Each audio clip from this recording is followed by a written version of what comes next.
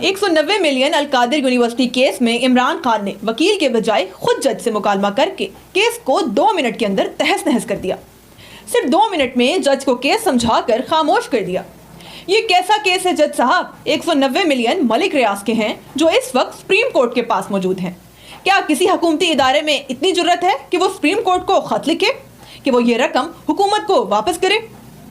جج صاحب مان لیں یہ سب رقم کرپشن کی ہے، لیکن القادر یونیورسٹی تو ایک ٹرسٹ اور ریسرچ سینٹر ہے اور اس میں فری تعلیم دی جا رہی ہے اور یہ ساری کی ساری عوام کی ملکیت ہے. اس کو بنانے کا واحد مقصد حضور صلی اللہ علیہ وسلم کی سیرت طیبہ کو پڑھانا اور اس پر ریسرچ کرنا ہے. مجھے اتنا بتا دیں صرف القادر یونیورسٹی اور 190 ملین کا عمران خان کی ذات سے کیا تعلق ہے؟ کیا عمران خان کی ذات کو القادر یونیورسٹی سے کوئی فائدہ، کوئی پیسہ مل رہا ہے؟ جج صاحب آپ نے مجھے سزا سنانی ہے جو یقیناً آپ